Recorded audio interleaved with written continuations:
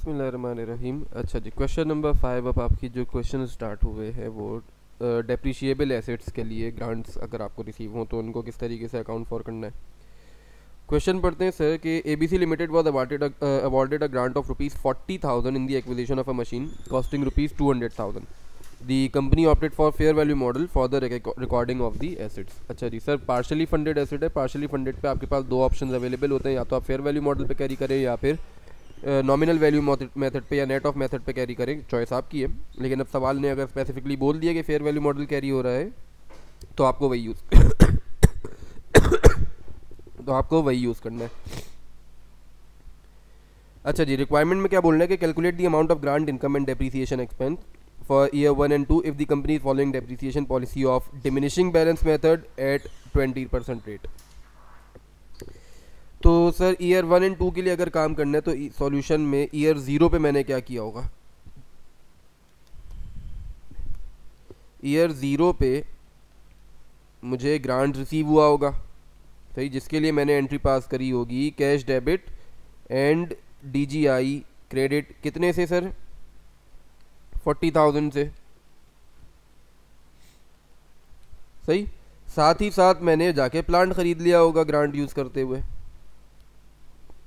200,000 का ग्रांट मैंने खरीदा, प्लांट खरीदा, कैश दे दिया 200,000।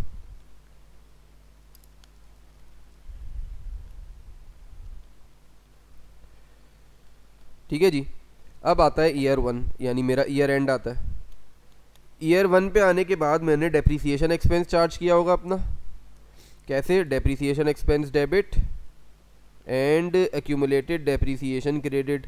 सर डिमिनिशिंग बैलेंस मेथड पे 20% रेट लग रहा है, तो इसका मतलब 200,000 मल्टीप्लाइड बाय 20%, ये मेरा डेप्रिसिएशन चार्ज हुआ होगा। तो 200,000 टू 20%, 40,000 का मैंने डेप्रिसिएशन एक्सपेंस बुक किया होगा। अच्छा, साथ ही साथ मैंने अपनी डीजीआई को इनकम में चेंज किया होगा, डीजीआई इनटू ग्रांट इनकम में कन्वर्ट हुई होगी।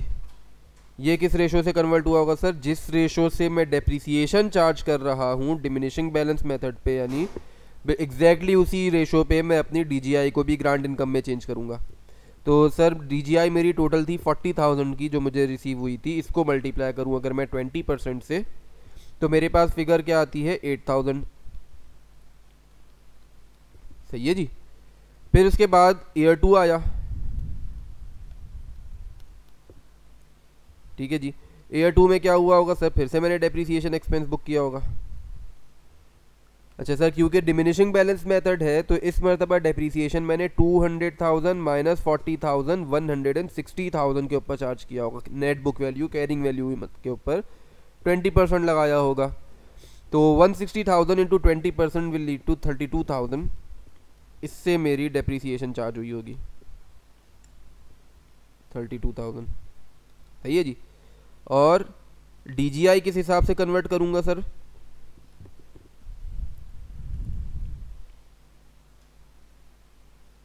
सर जिस तरीके से अपना डीजीआई डेप्रिसिएशन मैंने कैरिंग अमाउंट पे चार्ज करी है, इसी तरीके से डीजीआई के लिए भी यही काम करूंगा मैं कि मेरी 40,000 की डीजीआई थी टोटल, 40,000 का टोटल डीजीआई माइनस इसमें से 8,000। इस बैलेंस को मैं मल्टीप्लाई करूँ अगर 20% से, तो मेरे पास डीजीआई की फिगर आ जाएगी या ग्रांट इनकम की फिगर आ जाएगी जो कि बनती है 6,400। सही है जी।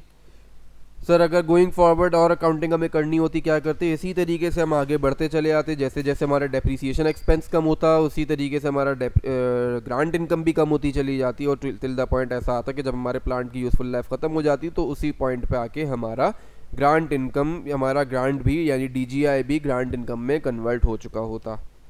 ठीक है जी सर, बेसिक सा सवाल था, उम्मीद है समझ में आया होगा ये चीज़ आपको। आगे बढ़ते हैं।